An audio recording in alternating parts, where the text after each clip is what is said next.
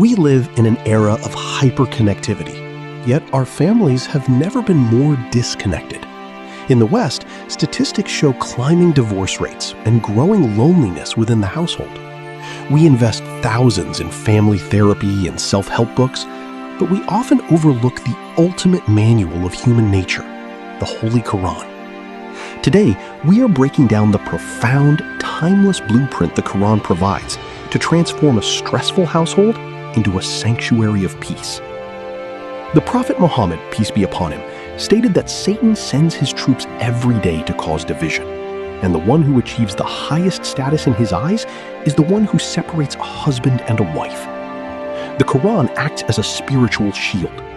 When Surah Al-Baqarah is recited in a home, it purges the negative energy, anxiety, and unexplained anger caused by spiritual whispers, replacing it with sakina, divine tranquility. In chapter 30, verse 21, Allah says He created spouses so you may find tranquility in them, and He placed between you affection and mercy. Notice that Allah didn't just say love. Love can fade when life gets tough, but rahmah, mercy and compassion, is what keeps a marriage alive when your partner makes a mistake. The Quran shifts marriage from a transactional relationship of what can I get to a spiritual partnership of how can I serve. Parenting in the modern world is tough.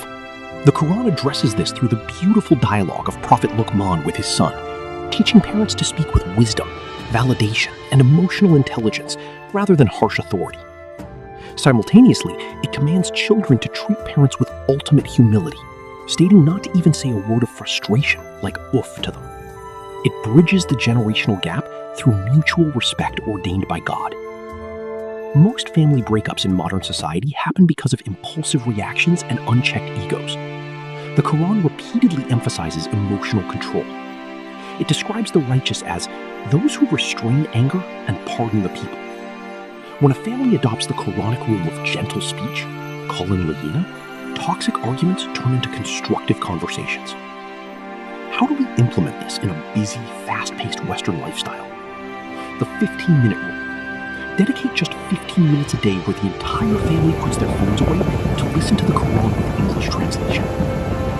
No ghibah, gossip, zone. Declare your home a gossip-free zone. The Quran equates backbiting to eating the flesh of your dead brother. Stopping gossip instantly stops negativity. Lead by example. Parents, let your children see you reading and implementing the Quran.